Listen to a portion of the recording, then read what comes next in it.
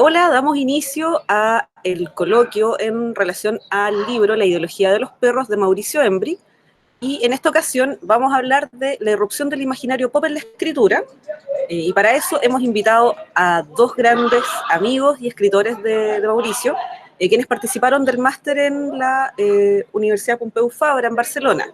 Así que, bueno, partimos presentando a Giancarlo, escritor, residente en Perú, y a Rubén, que entiendo sigue en España.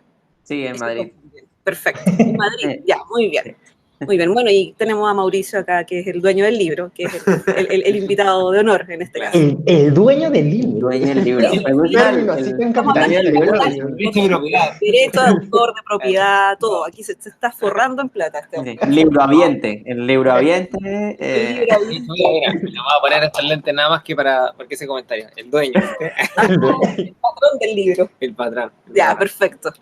Bien, pues entonces, para que podamos comenzar esta conversación en torno a la ideología de los perros, primero doy las gracias a Editorial Libros del Amanecer, quien hizo posible la publicación del libro, un trabajo súper bonito que se ha hecho con Cristian, el director y el editor a cargo de todo, así que damos las gracias por eso y por tener este espacio para conversar, que también va a ser, en el fondo, soportado por las redes de la editorial.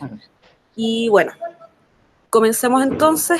Vamos a hablar respecto al tema de la irrupción del pop, del imaginario pop, y por eso mismo, lo primero que me surge conversar con ustedes o preguntarles es, ¿qué hace el mundo pop tan atractivo, finalmente, como que llega a cruzar a la literatura y atraviesa, bueno, no solo la literatura, sino que atraviesa el arte en distintas formas? Entonces, partamos primero con Mauricio para que nos dé el pie y de ahí vamos nosotros aportando, ¿vale? Así que, bueno.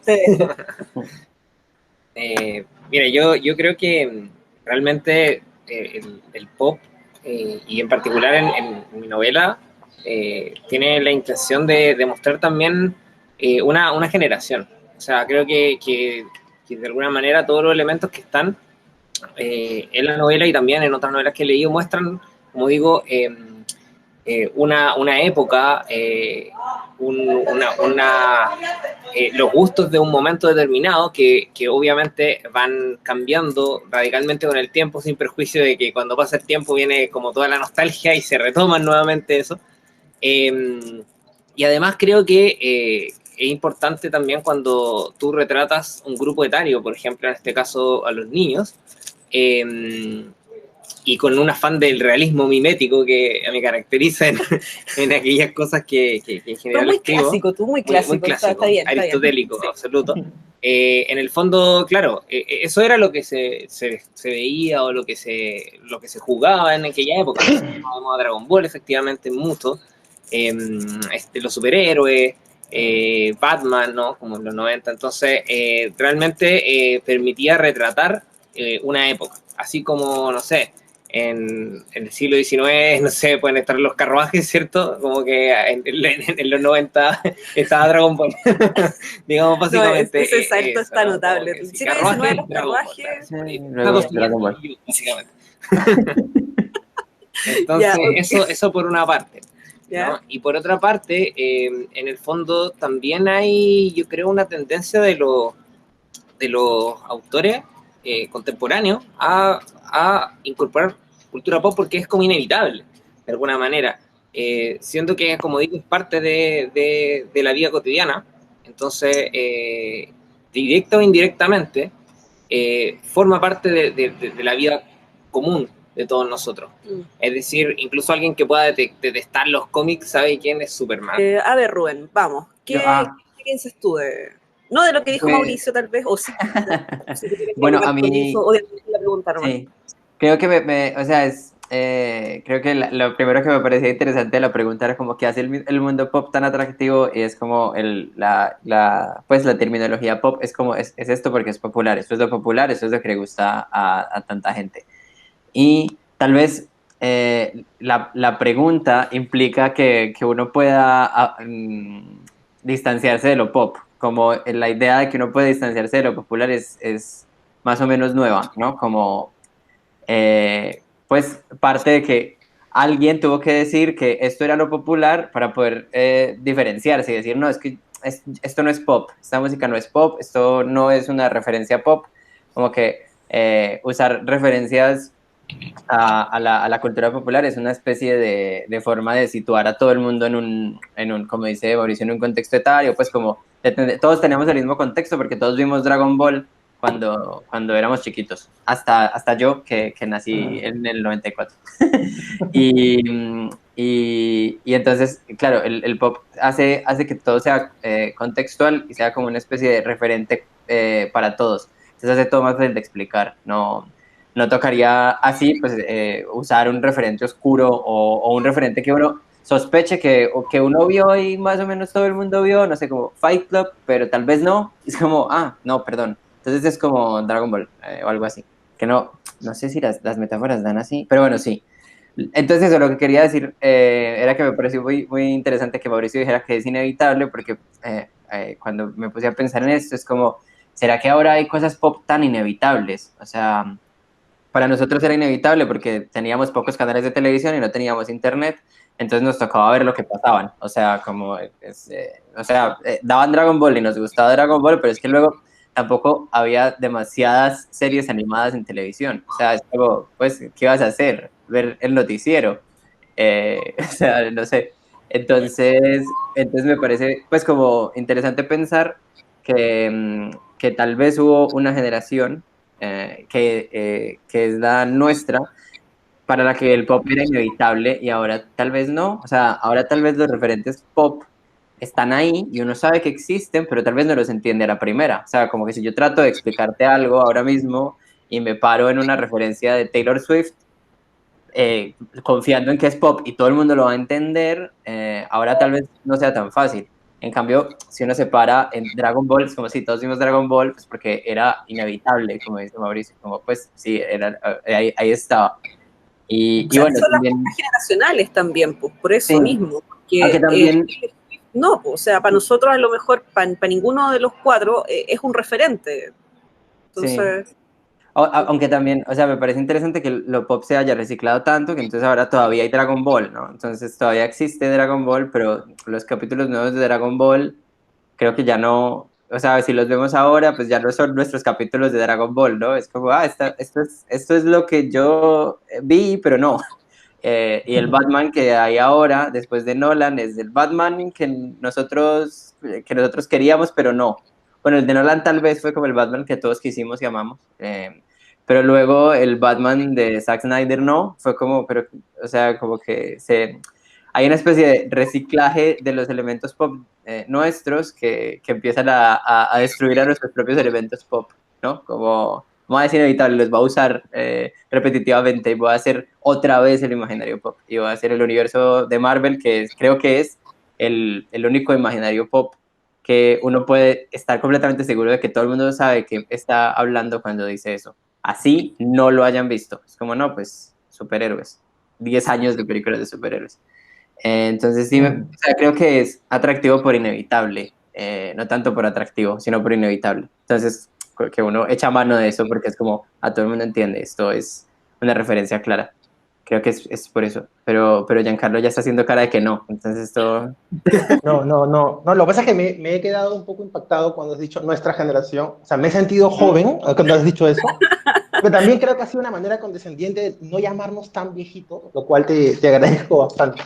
Pero un poco en la tónica de lo que mencionas, yo también creo, y creo que Mauricio también lo ha comentado, y Sofía, que no es tanto que sea como atractivo el mundo pop, porque es más como inevitable, ¿no? Yo me ponía a pensar cómo es que Mauricio decide, por ejemplo, colocar esto de la partidura de Superman en la novela, o por qué hace esa famosa analogía de la que espero podamos hablar al menos un momento, de Pícoro, Goku, Allende, Pinochet.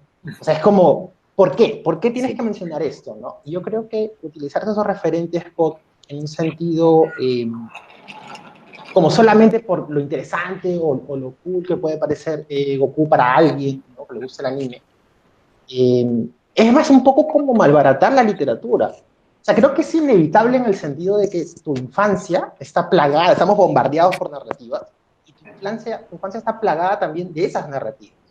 O sea, mi niñez es precisamente Dragon Ball, ¿no? Yo cómo voy a hablar de los 90 sin hablar del Batman de Tim Burton, o cuando, por ejemplo, incluso mis nociones más personales, ¿no? Mis nociones de ética. Yo no aprendo de ética en la universidad con Aristóteles, la ética Nicómaco, yo aprendo de ética con el tío Ben, donde le dice a Spider-Man, gran poder conlleva una gran responsabilidad. Y ahí es cuando, ok, ¿no? Entonces mi memoria funciona a partir de esas narrativas. En ese sentido yo creo que sería falso hablar de una época sin estos referentes de la cultura popular, porque son historias que están ahí. Sería como no capturar realmente el espíritu de la época y todo eso, ¿no? Porque sí creo, y esto un poco para darle un poco de palo al mundo pop, y eso que a mí me gusta mucho eso, me gustan los referentes, creo que utilizar, por ejemplo, elementos solamente porque puedan parecer llamativos, es en un principio caer en una serie de generalizaciones como las que tú mencionabas, ¿no? Quizás te paras en una referencia que la gente no entiende. Es como, ay, voy a mencionar la última película de Nolan, y es como, ¿qué? Yo no la vi, no me interesó, o sea, ¿no? Algo así. Creo que eso más bien es atentar contra el objetivo primordial que pueda tener una novela o una escritura en general. Creo que va por ahí. Creo que es, como mencionan, inevitable. No tanto atractivo como inevitable. ¿Puedo tener una réplica acá sobre lo de Sí, Piccolo? claro. No, o sea, a mí también me parece que no solo es muy bueno para representar un grupo etario, sino para mostrar cómo te lo contaron, ¿no? O sea, cuando te cuentan la historia en los 90 sobre el comunismo, que era esta maldad inevitable, que entonces tiene que venir otro poder a derrotarlas, y es un poco como buenos y malos, Piccolo contra Goku, es como esto tiene que ser detenido. Entonces también creo que funciona muy bien porque es una explicación que en la cabeza de un niño funciona. Porque, claro, el comunismo no es una ideología que no sé qué y pretende no sé qué, no, el comunismo es lo malo y luego el capitalismo es lo bueno, y funcionando así en esos binarios, pues para esas explicaciones el mundo pop es bastante útil, porque siempre, o por lo menos en los 90, era estúpidamente binario, siempre había buenos y malos, malos con grandes planes totalizantes de volver a todo el mundo algo, como era el mito comunista, pues el miedo rojo de vamos a volver a todo el mundo comunista, y había buenos que querían era la libertad, o que no fuera todo tan total, y entonces paraban al otro. Entonces creo que funciona muy bien también, o sea, no solo como para explicar cómo estamos en este contexto, sino para explicar yo lo entendía así, pues porque tenía 10 años, y quién me iba a explicar a mí eso tan complicado que había sucedido, más que como, no, eso fue una pelea de la hijueputa, y ya, o sea... Claro, pues en el fondo funciona como dice Giancarlo, como ciertas narrativas que uno arma, con las que va entendiendo el mundo, que son un poco las narrativas que podíamos ver en las épocas coloniales, pues como la escritura de Andrés Bello, que son escrituras que no tienen un fin literario estético, pero tienen un fin literario pedagógico. Educamos a la gente a través de la lectura, de la cultura, de la literatura, qué sé yo. Y los 90 funcionan como trayendo un poco, educamos a alguien en las ideologías, por supuesto con una versión muy caricaturesca, muy paródica, muy binaria, exacerbando características, porque no sé, pues Superman es como medio imbécil en su patriotismo, después viene Capitán América, que es como peor parece de imbécil con el patriotismo que trae, y así, en el fondo, exacerbamos caricaturescamente ciertas características de algo, alguien, para poder mostrar posturas y lograr cierta adhesión, que eso me lleva inmediatamente a trabajar esta cuestión de lo que ustedes mencionaron, de lo inevitable, que es el que terminemos hablando de los referentes. ¿Por qué? Porque lo que quería conversarles a continuación, en el fondo como plantearles como trampa de conversación o como estímulo de conversación, era precisamente el llegar a entender el pop, la cultura pop, los íconos pop, como un lenguaje, es un lenguaje porque finalmente nos permite construir mundo en el que los códigos que se inventan, se diseminan, se apropian y con efusividad, con fervor, pero también a su vez son desechados rápidamente. Una de las características más grandes de precisamente la cultura pop y de los 90 es pensar como en esta cuestión de la cultura de la basura, la cultura desechable, la cultura plástica.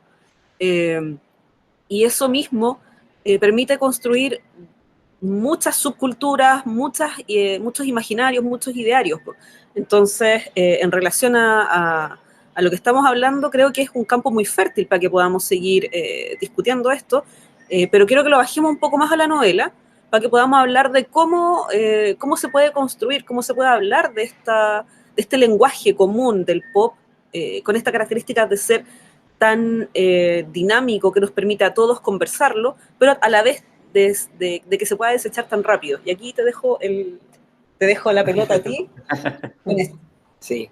Mira, en realidad, bueno, antes quería hacer una mención especial a Rubén y Giancarlo, que me fueron los que me instaron mucho a hacer esta comparación entre, porque yo lo había mencionado, pero someramente, lo de Piccolo, Goku, Pinochet, Allende. Entonces, realmente ellos me exigieron, ¿no? Así como, no, o sea, si lo menciona, tienes que ya entrar en un detalle más fino. Entonces, eso lo menciono solamente, además de agradecerle mucho, en el sentido, esto es un paréntesis, pero realmente creo que es importante porque la escritura igual es súper interesante verla también a veces como algo comunitario, ¿no? Como que uno de pronto comparte sus textos y de pronto las ideas de otros mejoran realmente mucho. Y yo creo que en particular esa parte quedó muy interesante gracias, digamos, a los consejos de ellos. Entonces, eso en primer lugar quería como agradecer. Y bueno, ya, y sin esquivar más tu pregunta. Sí, por favor, te diste una buena vuelta para pensar la respuesta, sí, me parece. Esta es la difícil. ¿Se dan cuenta que el agradecimiento fue solo un piloto automático para pensar la respuesta? Solo quiero hacer ese hincapié. Por favor. Pero está rojo. Mientras pensaba la respuesta.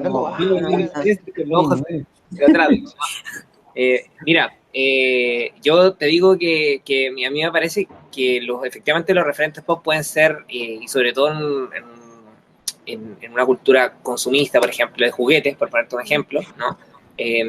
Como eran los 80 y los 90, en donde las figuras de acción, por ejemplo, eran súper relevantes. Entonces, efectivamente, de pronto, no sé, aparecía hasta He-Man, ¿no? Entonces, después, como He-Man, ya de pronto hay que atender a que supuestamente como también las niñas les gusta He-Man, entonces hay que hacer como el He-Man femenino, ¿no? Y Chira, y después como las tortugas ninja, y así como que iban pasando uno tras otro. Entonces efectivamente eso sí estaba presente en los 90.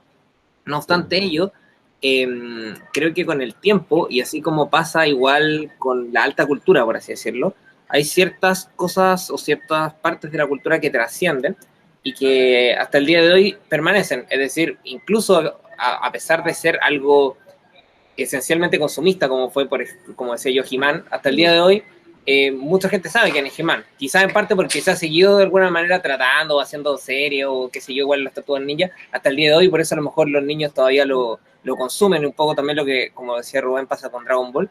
Pero aún así, de todas formas, siento que hay, que no toda la cultura pop, por así decirlo,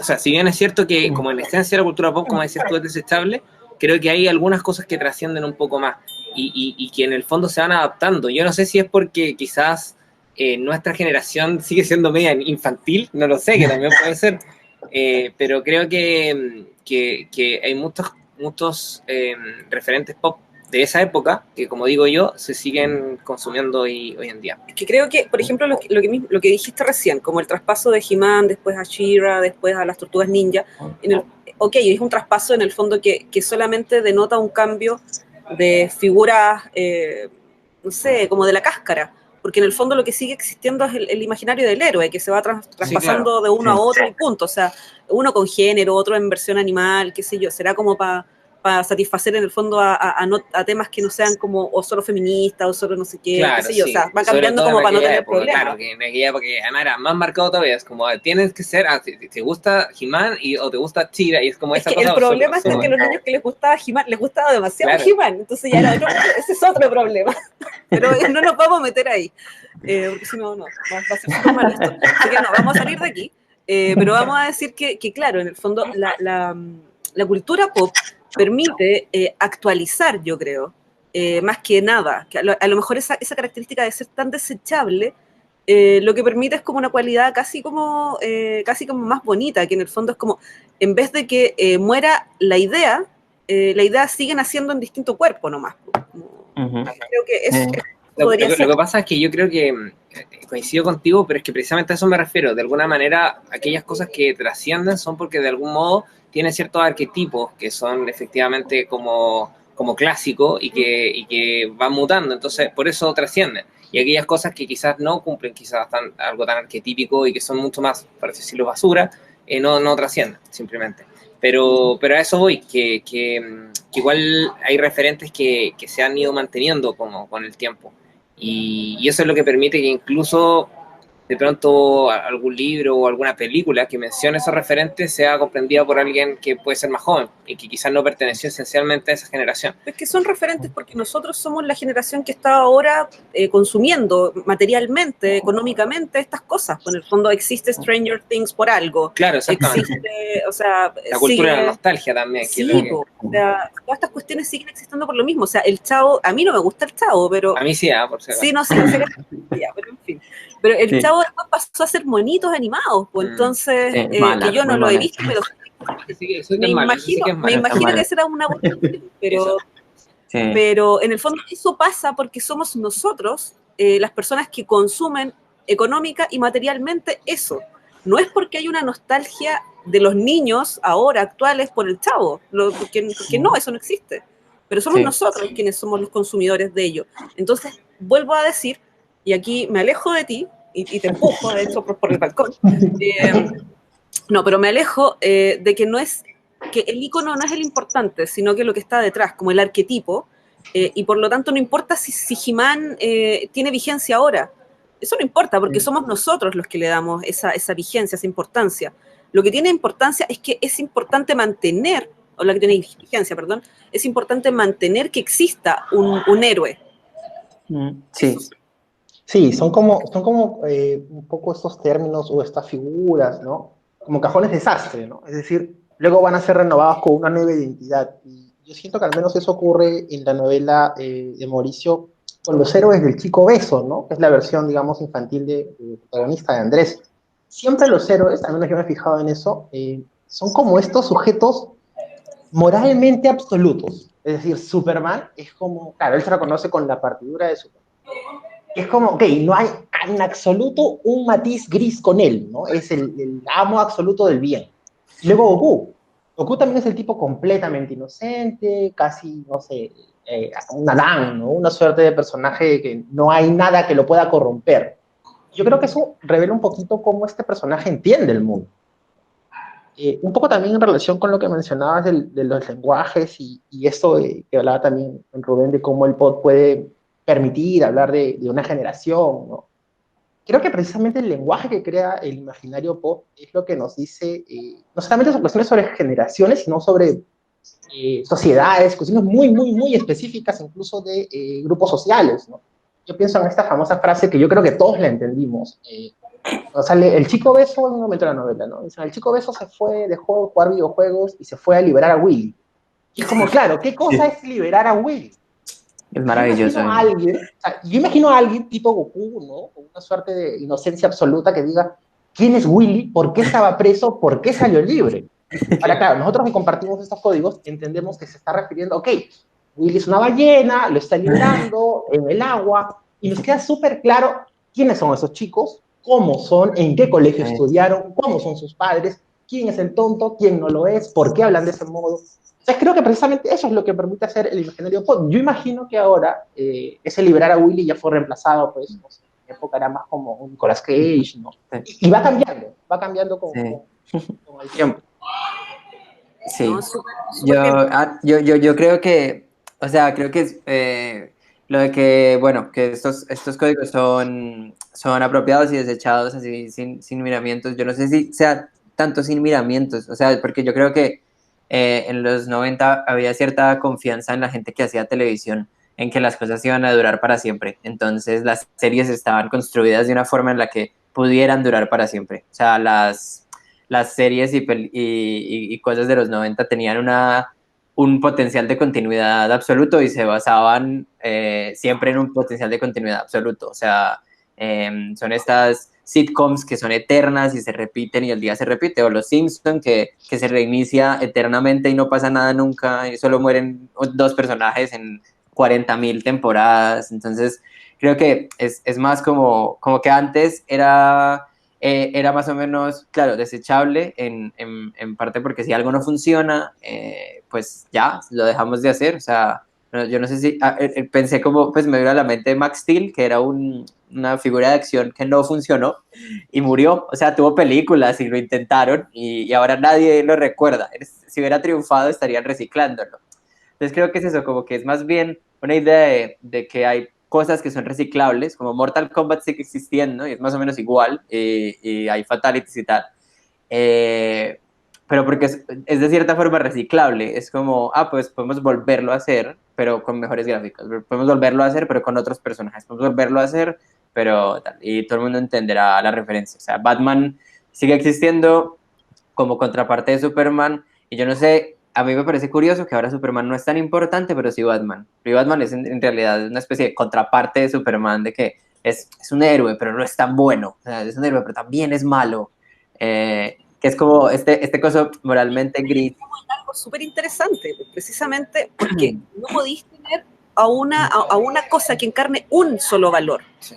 Entonces, no puede ser, o sea, y también precisamente lo que hablaste al inicio, Rubén, respecto a que si las cosas pueden, o sea, en los 90 había una confianza, como de que todo podía ser extendible en el tiempo de forma ilimitada, que eso también responde un poco al pensamiento de la época, de los 80, 90, de que las cosas son eternas, porque, pucha, pensábamos que en los 90 ya nada iba a tener una reinvención. ¿A qué me refiero?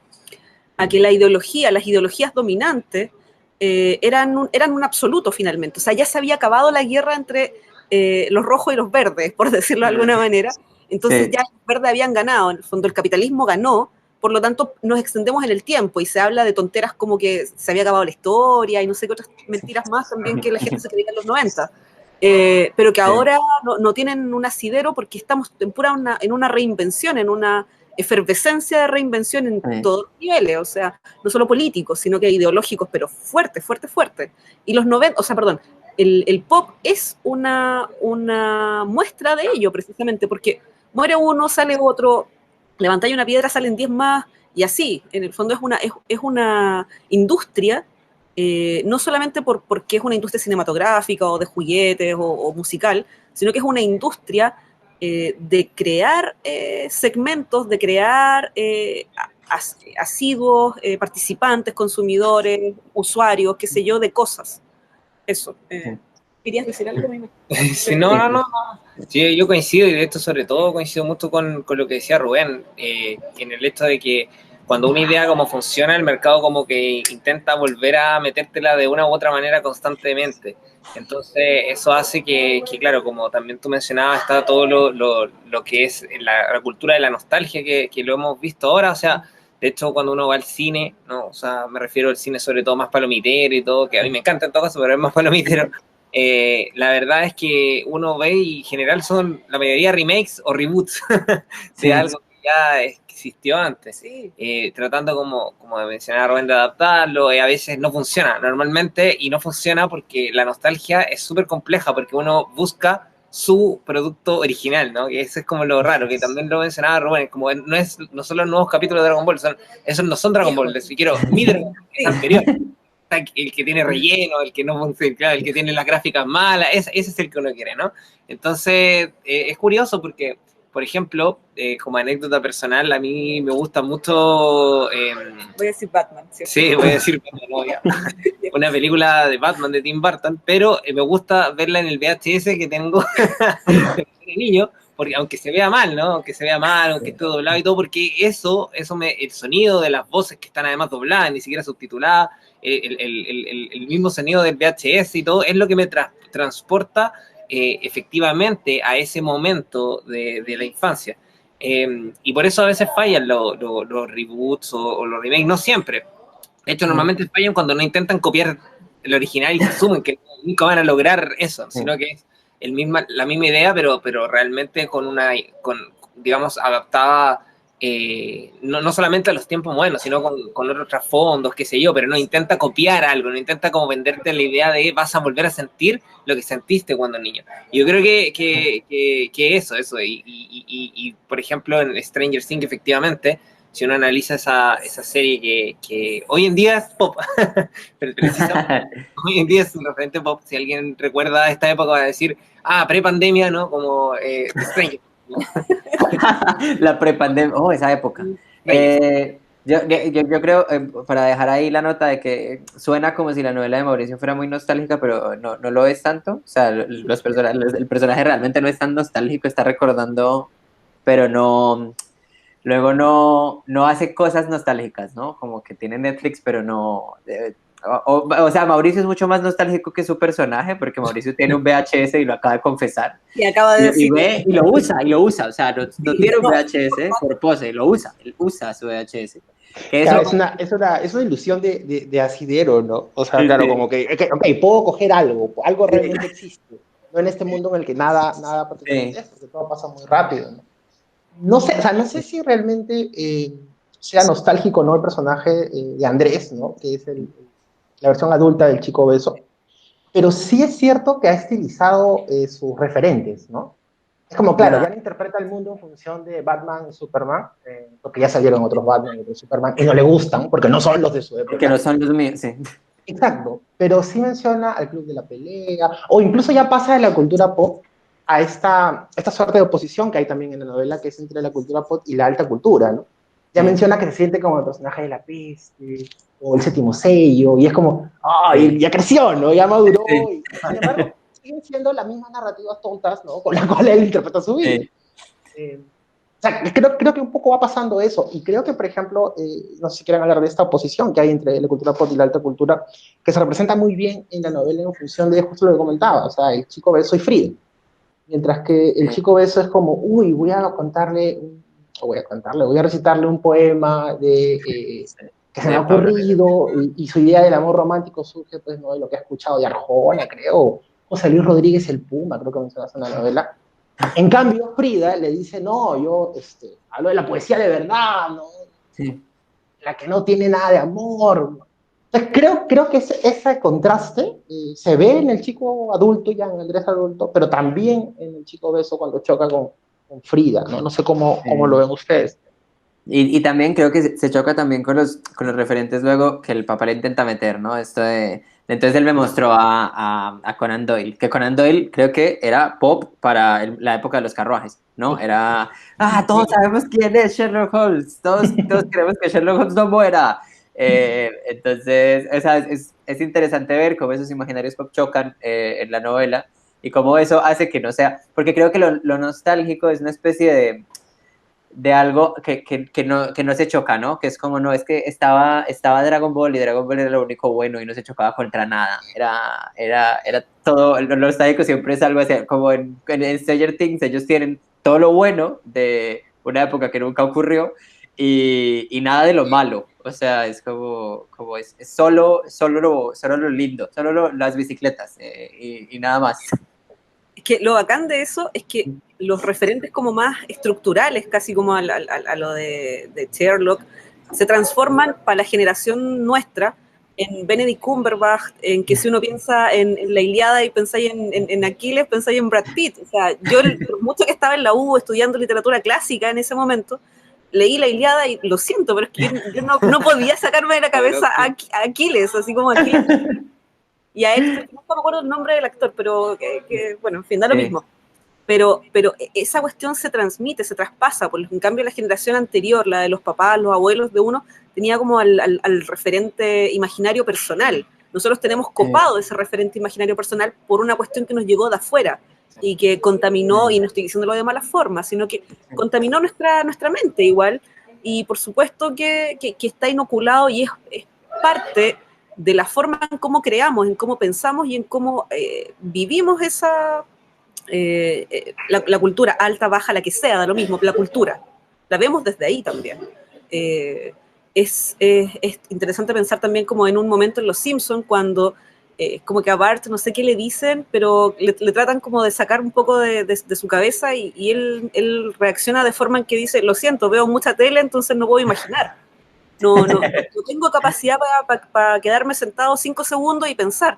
Y es lo que pasa ahora, con el fondo las redes sociales, y no estoy, insisto, como dando un discurso como de vieja de mierda, que denosta lo que está pasando, sino que pienso en lo que tiene que ser de movimiento ágil, rápido, constante, de cambio.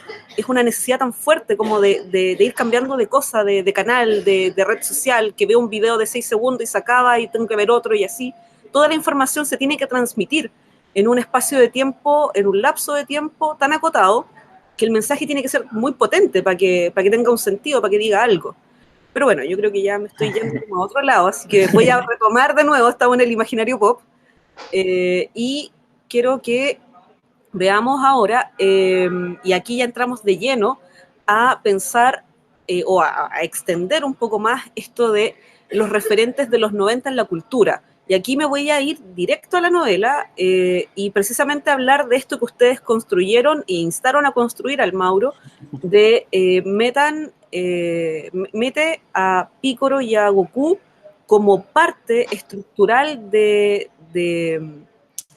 pensar este quiebre social entre Allende, que era Goku, y Pinochet, que era Pícoro. Al revés, creo, de hecho. Era al revés. Pues para el... Claro, es que él tenía opuesto el mundo. Dilo tú, ya. Paralillo. Lo que pasa es que... bueno, yo no vi Dragon Ball primero, eso es lo que pasa, de partida, me confundo, así que lo siento. Sí. Partamos de ahí, ya. Y está hablando de referentes pop de los 90. Sí, me encanta, sí. No, lo que pasa es que efectivamente, y esto ya tiene que ver obviamente con un tema un poco personal, yo cuando era niño recordaba las palabras, ¿no? Me acuerdo del narrador de Dragon Ball, cuando en la parte de Piccolo, efectivamente, de Piccolo de Makoto, decía como que se creó el caos y la destrucción, y esas palabras que eran como tan rimbombantes, como que claro, yo ni siquiera sabía bien lo que era el caos en ese momento, ¿no? Y de pronto escucho a familiares, digamos, hablar de la época de Allende, que efectivamente familiares son muy de derecha y pinochetistas, y hablar de que en esa época había también un caos. Entonces, de algún modo, lo que ocurre es que en la mente mía, y yo se la extrapolé al Chico Beso, ¿cierto? Se crea un vínculo entre que ambas cosas son lo mismo, ¿no? O sea, si hay caos en Pícoro, entonces resulta que Allende Pícoro, ¿no? Pícoro de Macú, siendo como además que en el caso de la novela los padres del Chico Beso le dicen, ¿no? Que Pinochet de alguna manera salvó esta situación. Entonces ahí es donde el Chico Beso se lo imagina a Pinochet como Goku y a Pícoro como Allende. Es por eso que está cambiado, ¿no? Lo normal sería que el villano fuera claro, fuera Pinochet, pero como a él están contando la historia desde el punto de vista pinochetista, es por ello que Goku es Pinochet y Pícoro Allende. Y eso, como para aclarar un poco que por ahí viene el tema, y en efecto creo que coincido plenamente con Giancarlo y con Rubén en el sentido de que es una forma que tiene, ¿cierto?, los niños en general de poder entender el mundo, ¿no? A través de su mundo, de su propio mundo. Sí. Y su propio mundo son cuando eres chico, obviamente, y sobre todo en los 90, la televisión abierta, porque como dice Rubén también, no es que tampoco pudiera elegir así como ahora, ¿no? Como Netflix, YouTube, sino que eran los programas que daban en la televisión. Entonces, y era un símil que yo, como decía, solamente lo esbozaba, ¿no? Así como el villano, tal, villano X, ¿no?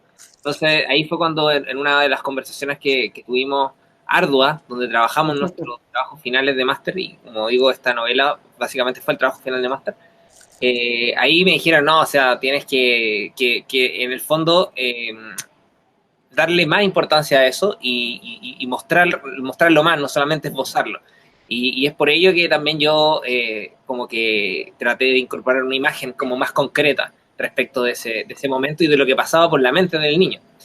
Y en general así, ¿no? Como que creo que también intenté en la novela hacer eso en distintos momentos, de cómo entender esto que es tan propio del mundo adulto como es la política, a través de los ojos de un niño que además no sabe mucho de política, porque hay sus compañeros, por ejemplo, no sé, el Chete, por ejemplo, la misma Frida, que también es un poco más grande, son personas que sí saben de política, que sí realmente han sufrido además la política en el sentido de que han tenido pérdidas o situaciones difíciles a propósito de la dictadura, digamos, han sufrido en carne propia temas de violaciones de derechos humanos. En cambio, en el caso del Chico Beso, no. En el caso del Chico Beso es básicamente el lado, por así decirlo, triunfador en el sentido de que fueron los que hicieron el golpe, ¿cierto? Y los beneficios económicos. tuvieron los beneficios económicos también. Entonces, no era tanto tema. Por eso es que el niño no sabía tanto de política y era más necesario para él, para poder entenderlo, interpretarlo o reinterpretarlo a través de los referentes pop de la época. No, además Bueno, también creo que te dice mucho de un poco la historia que le cuentan sus padres, ¿no? Porque la historia que le cuentan sus padres es precisamente esta, la de Pinochet. Nos salvó de todo este rollo, ¿no? Los socialistas, qué terrible. Y claro, que haya elegido personajes tan con oposiciones binarias, como mencionaba Rubén, como Goku y Piccolo, te dice un poquito de qué está pensando, cómo está interpretando el mundo.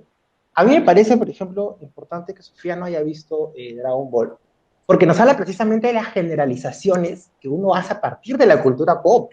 Uno cree realmente que todo es así y no es así. O sea, hay gente que no hay diferencias. ¿No? Y esas diferencias no las ve el chico 2.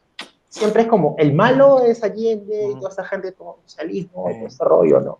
Yo recuerdo otra que también me pareció muy, muy llamativa, ¿no? Perdón si hago un análisis así, adelantado y barato, pero piensa un poco, por ejemplo, cuando parece que el chico obeso recuerda la imagen de Allende o el cadáver de Allende, algo así en la televisión, y se le viene a la mente el narrador de esta serie llamada Los Cuentos de la Cripta, la serie, si recuerdo, no Los Cuentos de la Cripta parte 2, sino la serie que había, Los Cuentos de la Cripta. Súper buena. Y claro, que precisamente te hablaba de terror, ¿no? Y uno piensa, ok, ¿cómo está entendiendo Allende? Como este sujeto que te va a presentar un mundo terrorífico de ultratumba, además, ¿no? Con el fantasma del comunismo, qué sé yo. O sea, te habla mucho los referentes que elige este personaje de cómo su sociedad, cómo su mundo, cómo sus padres sobre todo, le están inculcando una ideología muy clara, ¿no? Y además parada siempre en los absolutismos. Parece que los otros personajes, en cambio, tienen como ciertos matices. Y se ve un poquito también, creo, de la rebeldía del chico obeso cuando me parece que no me estoy equivocando, que juega Mortal Kombat con otro personaje, ¿no? Con un personaje que normalmente no es el héroe o algo así. Claro, es como, igual pierde. Es como, ¿qué pasó? O sea, algo ocurrió, se me cayó el mundo, se me cayó la ideología. Yo lo veo por ese lado, pero creo que algo querías comentar, Rubén, perdón. No, que también esta escena de cuando el profesor les pregunta como qué saben ustedes de Allende, que en parte es curioso porque pues se nota también que el profesor les está haciendo como una especie de pregunta trampa de ustedes en realidad no saben de qué están hablando y todos y entra el conflicto todo el salón, ¿no? Como porque si a todos les han contado la historia, a todos les han contado la historia en binarios, eran los buenos y los mataron los malos, o eran los malos y los mataron los buenos. Entonces, al final, es muy interesante ver cómo claro, todo eso después se desarma en que si va a haber una pelea y algunos son los buenos y algunos son los malos, no hay disenso, no hay forma de hablarlo, solo puede haber un ganador o un perdedor, y tampoco nos han enseñado ninguna otra forma. Entonces eso, o sea, esa pregunta del profesor es genial porque además pues hace andar la trama y hace que se note que el niño eso no es el único que piensa en binarios, sino que todo su salón también es como, no, estos son los malos, no, los iban a volver a todos comunistas. Es que efectivamente, claro, cuando, y esto también nuevamente anécdota personal, llegó el profesor, o sea, no, eso está basado un poco, ¿no? En una anécdota personal, me acuerdo que efectivamente un compañero llegó, esto lo he comentado en otras ocasiones, y era como, ¿y tú eres pinochetista o comunista? Así como, así, pero absolutamente binario, no puede haber nada intermedio. Y esa polarización creo que es súper interesante también en Chile por lo menos. O sea, la mayoría de los comentarios, a veces la noticia termina de algún modo u otro en Allende Pinochet. O sea, es como impresionante. De algún modo estamos hablando de hecho, ahora mismo estamos hablando esto, ¿no? Y a eso voy, es como que acá en Chile es difícil a veces salir de ese tema binario, a pesar del tiempo. Y claro, en aquella época que habían pasado recién 8 años, luego del retorno de la democracia, la verdad era que era un tema aún más complejo, ¿no? Y era la primera vez que se empezaba a hablar de esto de manera un poco, o sea, no te diría sin miedo, pero ya que estaba preso, ¿no? Como que por lo menos se empezó a poder hablar algo luego de la detención de Pinochet. Precisamente porque, como también hemos hablado en otras oportunidades, hasta que estuvo detenido, o sea, hasta que toman detenido a Pinochet en Londres, él era senador, ¿no? El senador vitalicio, además. Y antes de eso era comandante en jefe de las Fuerzas Armadas, por lo tanto tenía todo el poder, ¿no? O sea, anda Lo más a hacer bonito algo, de todo es que sí. estábamos en democracia. Claro, era democracia. Entonces, eso creo que sí, que efectivamente está ese tema binario también, y que efectivamente eso también, como comentaban los chicos, es muy característico de las series de dibujos animados, porque hoy en día son mucho más complejas. Efectivamente, Sí. en aquella época eran más el villano malo, y el bueno. Y también, como decía Rubén, los capítulos eran más sencillos así, porque ni siquiera tenían como continuidad. Entonces, de esa manera, el tiempo no avanzaba, ¿no? O sea, sí, hay matices, pero igual son ideológicas, ¿eh? O sea, ya Sí. que hablamos de referentes, Batman, por ejemplo, es tan Esta famoso ilusión porque es millonario, ¿no? Sí. Pero Bueno, la idea del éxito. Pero cuando ya mencionan lo de los referentes de los 90, yo hice mi soul searching sobre mis propios referentes de los 90 y descubrí que yo no tengo tantos referentes de los 90, sino referentes de los 2000. Y los referentes de los 2000 son muy curiosos porque son particularmente deconstructivos. O sea, A ver, son dale, a ver. Matrix y como estas otras narrativas de existe la maldad, pero es una maldad institucional y grande que siempre es una especie de pelea contra la máquina o el sistema y tal. Entonces es como los 2000 fueron una época muy extraña, o sea, el 2000 al 2010 y el 2010 al 2020, es como, porque hay resquicios culturales de los 90, pero muchas de las cosas que hubo eran un poco deconstructivas de los referentes culturales de los 90, como eran antibinaristas y trataban de hacer todo más complejo, hasta el punto donde todo se volvió tan complejo que dijimos colectivamente, supongo, como en 2000 algo, no, pues volvamos a la nostalgia, que todo estaba bien cuando veíamos todo en binarios, era más fácil. Ahora ya nadie entiende qué está sucediendo y todo se nos fue a la mierda. Es que el asunto precisamente como de que la cultura pop lo que te resalta es siempre lo que encaja dentro de un esquema. Pues, en cambio, mientras menos inteligible es algo, parece que no puede salir a la superficie, no tiene la capacidad de extenderse. Entonces, no sé, pues yo lo pienso en relación a referentes míos. Yo no tengo referentes en los 90 en ese sentido.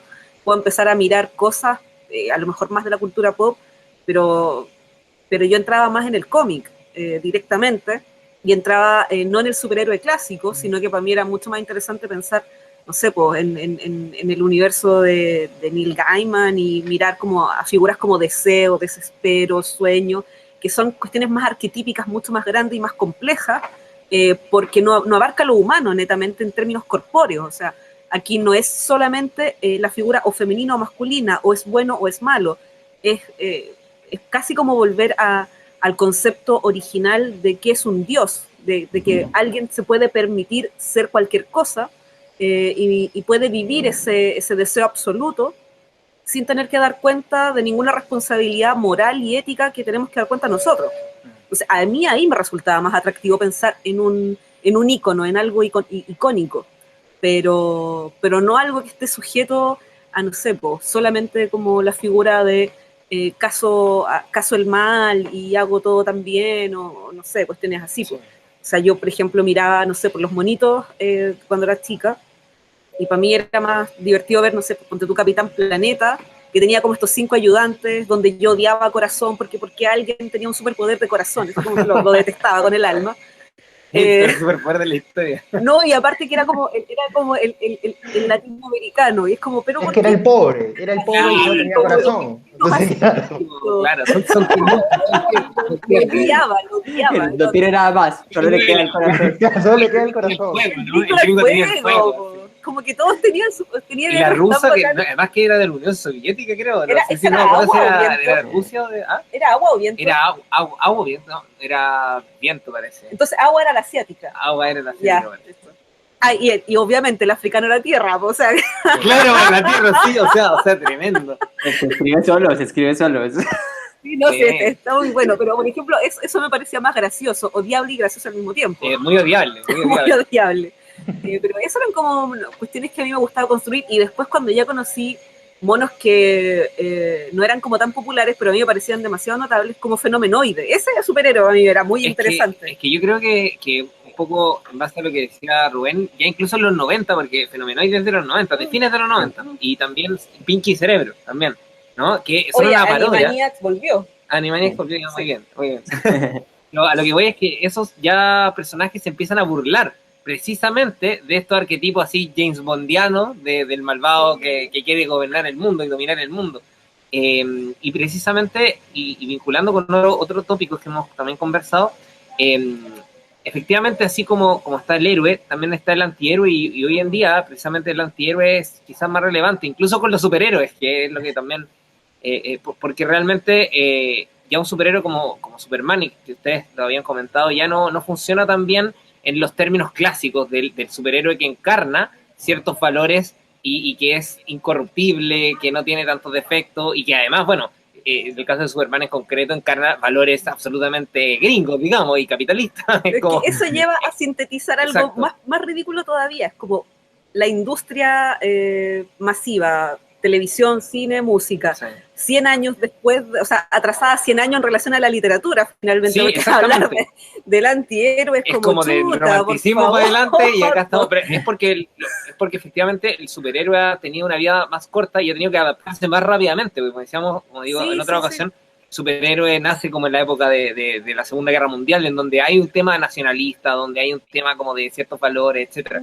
Y hoy en día, obviamente, el mundo es mucho más complejo, nos hemos dado cuenta de realmente de que o sea, el tema de la caída de los grandes relatos, entonces, como en qué creemos ahora, o sea, entonces, obviamente, lo interesante ya son los problemas complejos del personaje en sí. Y eso, obviamente, está más representado por el antihéroe. Y en ese sentido, un personaje como Superman funciona hoy en día mejor cuando es malvado, ¿no? O sea, lo vemos en The Voice. Como en Justice o en The Voice, precisamente. Es que donde te da la ilusión de que estás combatiendo al sistema, pero en realidad que estás consumiendo también el sistema. O sea, es como que el sistema ha asumido la crítica también. Te voy a vender al héroe y te voy a vender también al antihéroe para que tú sientas que eres rebelde, pero en realidad no lo estás haciendo. Claro. Estás pagando Amazon para ver The Voice. O bueno, otras formas de ver The Voice. Que además lo hace Amazon, además. O sea, que es curioso porque existe esta megacorporación en The Voice, y Amazon es lo más parecido a una megacorporación totalizante tipo The Voice. Pero ustedes no pueden decir eso sobre usted. Como que ellos dicen eso sobre ellos mismos casi, y no les duele tampoco, ¿no? Es que por eso, por ejemplo, yo creo que The Voice efectivamente es una buena muestra de cómo revertimos el tema de los superhéroes, ¿no? A antihéroes, ya ni siquiera antihéroes, sino ya villanos, que es como el siguiente paso, ¿no? O sea, como si en verdad existieran tipos tan superpoderosos, funcionarían como funcionan los políticos, o sea, con corrupciones, con montaje, ¿no? Entonces, eso es interesante, y como decía Rubén, ya a partir de, yo te diría, de los 90, Pinky Cerebro, Fenomenoide, y ya los 2000 se desata.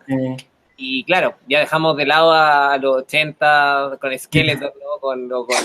Pero en los 80 estaba el señor Alan Moore. Ah, no, claro, en términos cómics. Estamos hablando de televisión en realidad, porque evidentemente en temas de cómics siempre fue mucho más complejo. Aunque a pesar de eso, también antes, los 60 estaba, como decía, la edad de plata, ¿no? Donde también un momento de censura de los buenos y los malos. Pero ya de los 70, 80 ya, y sobre todo Frank Miller o Alan Moore ya efectivamente ya estaban rompiendo ese molde hace mucho rato. Exacto. Sí, ellos estaban bebiendo de las fuentes de la literatura de verdad, pues entonces ahí ya estamos hablando en serio. El problema es que, claro, la televisión, y ese es un tema, porque la televisión abierta tenía todos estos parámetros mucho más controladores, eran como más censurados, ¿no? Porque estaba como cualquier cosa de mando de inmediato, entonces hoy en día hay otras opciones, y uno elige, ¿no? Qué ver, que es también lo que mencionaba Rubén. Bien, yo creo que solo por un tema práctico de tiempo lo vamos a dejar aquí, porque de hecho me voy a dar el gusto de preguntarles para cerrar nomás esto, pero esto es un gusto así mío nomás. Les quiero preguntar a ustedes, Rubén y Giancarlo, después dejamos a Mauro que dé su conclusión. ¿Qué piensan, qué piensan ustedes que pasa como en la construcción del sujeto en la novela de Mauro, de este traspaso de ser el chico obeso a ser después Andrés? Porque el chico obeso nunca es nombrado, o sea, no tiene esa apelación directa. Entonces, ¿cómo ven ustedes este traspaso? Que a lo mejor se aleja del tópico, pero me parece súper pertinente preguntárselos directamente a ustedes, que vieron como el trabajo material, sustancial, de la construcción de la novela, ¿vale? Así que no sé si quiere partir alguno o escojo yo. ¿Escojo Escoge yo? tú. Sí. Ya, vamos, Giancarlo, vamos. Está difícil la pregunta, ¿eh? Es una buena pregunta final. Está buena la pregunta, ¿cierto? Está complicada, está complicada. Siempre poniendo un problema a la gente. Yo, por ejemplo, siento que esto del Siendo chico diverso. eso es importante que no tenga nombre porque no tiene identidad, ¿no? Es decir, todavía está en formación. Y creo que esa formación se ve precisamente en la novela cuando ocurre este gran quiebre, ¿no? No spoileo, aunque bueno, ya. Pero no spoileo la novela, pero sí ocurre algo en su visión del mundo que la desbarata por completo. Y es como que se siente atraído por el lado negativo. Entonces, sí creo que, al menos en cuestiones nominales, es importante que se identifique solamente en la novela a nivel ya escritural, ¿no? Solamente como el chico obeso, porque es lo único que, como él mismo se comprende, ¿no? Como un chico con problemas, como un chico que además se juzga constantemente él mismo, ¿no? Y en cambio luego ya va a ganar un nombre, y cuando gana el nombre, como mencionaba hace un rato, su mismo mundo pop, quizás para relacionarlo un poquito con el tema, se estiliza, ¿no? Y él siente que ya es distinto, ¿no? Pero en el fondo pues sigue siendo el mismo chico beso, y creo que un poco la novela al final sí te menciona eso, ¿no? Sigo siendo ese chico beso. Sí. Eh, sí, yo. Creo que una de las cosas como que funciona muy bien es que ambos, pues Andrés y el chico beso, al final tienen esta idea de salvar a un perro, ¿no? Como que ya antes Andrés se va a redimir. Pues como que nunca lo dice él, pero uno entiende inmediatamente que es una especie de arco de redención en el presente, en el que él, aparte de que está un poco mal por el bareto que se fumó. Bareto es pito de marihuana. Está intentando salvar al perro que vio, pues que lo llevó pues al perro de María Reina y todo esto al negro. Y, y es interesante porque con todo lo que hablamos de que, claro, al chico eso le contaron que su familia estaba del lado de Goku, básicamente, o sea, él estaba del lado de los ganadores, pero en todas las descripciones de las cosas que hacen, más fehacientemente en la descripción de cuando juegan básquetbol, eres un perdedor completo, ¿no? Es como, tú estás del lado de tú estás por alguna razón del lado de Goku, pero eres Krillin. O sea, estás con los ganadores, pero eres un perdedor. Y entonces está este arco de redención de soy el perdedor, pero voy a salvar al perro al final, o voy a hacer todo lo mejor por el juicio de mi papá. Al final funciona muy bien en dar ese arco no era tan fácil, no era un binarismo total era esto y todo iba a estar bien. Creo que lo hace crecer en la novela como personaje y hace que uno como que entienda que igual, claro, hubo muchos chicos obesos a los que les dijeron toda la vida que eran ganadores por estar del lado de Goku y en realidad probablemente eran todos un poco Krillin, como o Yamcha. O chao, Saya. Sí, sí. Entonces, sí, sí, sí. Y bueno, ya, sí, creo que es eso. Cierra Mauricio. No, en realidad, bueno, primero agradecer nuevamente a los tres, ¿no? Porque en realidad este es el momento donde yo pongo sentimental y saco pañuelo. No le he dado a tomar nada todavía. Aviso nomás. No, porque realmente, o sea, es importante a mí me gusta dejar establecido que hay grabado, no, que ustedes tres en particular han sido bueno, obviamente Sofía es mi editora estrella, entonces tuvo una labor súper relevante a partir de que yo regresé a Chile, y realmente es como un proyecto que yo siento que es de los dos en realidad, ¿no? Pero además, yéndonos en la precuela de esto, realmente también hay una participación muy, muy importante del lado de Giancarlo y de Rubén, y también por eso yo estoy tan contento de que me hayan querido acompañar hoy día, digamos, en este conversatorio, porque como digo, los textos se van construyendo muchas veces de manera comunitaria. No es un autor, ¿no? O sea, debe ser el que se lleva el estrellato o no, o el que se lleva en las pifias, pero finalmente los textos se construyen muchas veces y en la mayoría de los casos en comunidad. Yo creo que la escritura debiese ser entendida también de esa forma, o por lo menos así lo veo yo. Entonces, eso en primer lugar, porque agradecer a los tres, porque es un proyecto finalmente, como digo, en cierta forma comunitario, así que muchas gracias. Eso, y respecto del tema de cómo el chico beso llega a ser Andrés, yo creo que igual lo expresaron muy bien ustedes, pero como a mí me gusta recalcar exclusivamente las cosas, simplemente decir que sí, o sea, mi intención era precisamente esa, ¿no? No sé, bien o mal logrado, pero la idea era de que hubieran de alguna forma dos viajes del héroe, precisamente ahora que hemos hablado del héroe, era de que hay un primer viaje iniciático del típico, ¿no? Como de paso de niño a adulto, pero en donde lo que cambia es de alguna manera el aspecto político, ¿no? Lo que cambia el niño, a eso me refiero. Hay otras cosas, pero esa era una. Y además, un segundo viaje iniciático que es como, por así decirlo, a la inversa. Es como bien lo señalaron los chicos, el tratar de reencontrarse con este chico beso. El aceptarse, ¿no? Como que hay un momento en donde él, precisamente al hablar de sí mismo en tercera persona, como el chico beso, es porque lo siente alguien totalmente ajeno. Y parte importante del viaje del héroe en términos arquetípicos es como encontrarse uno mismo. Entonces era importante esta segunda etapa adulta para precisamente volver a integrar esa parte faltante, ¿no? Entonces esa era un poco la intención y de verdad que ustedes lo explicaron mucho mejor, pero es eso, básicamente. Así que muchas gracias. No, Gracias a ti. bueno, insisto, aquí las gracias a ustedes nuevamente por aceptar la conversación totalmente impuesta, porque no les dejé escoger ningún tópico finalmente. Así que me encanta que hagan caso de que las cosas que uno les pide. Así que gracias por eso, gracias porque acomodamos un horario para poder estar presentes los cuatro. Y insisto, muchas gracias por la lectura, por la apertura a conversar lo que ustedes piensan en relación de algo, en este caso la novela de Mauro.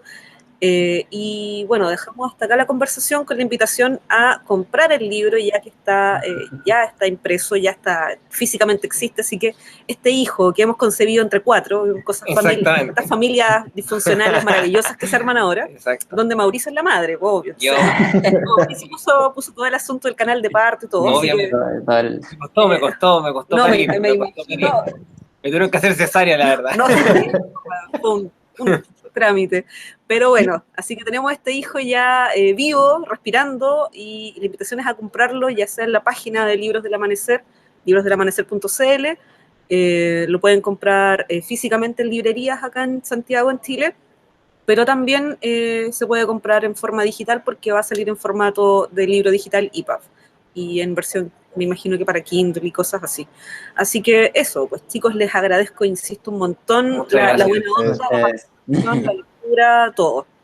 Muchas gracias de verdad a los tres por toda su ayuda, colaboración y apoyo incondicional constante, tanto a nivel literario como personal. Gracias. Autoayuda ahora, así que calma ya. Así que chicos, un gusto tenerlos acá y espero que podamos armar algún otro conversatorio pronto porque está bien entretenida esta cosa. Así que quedan invitados a futuras participaciones, ¿ya? Gracias. Gracias. Que estén muy bien. Chau. Hasta luego.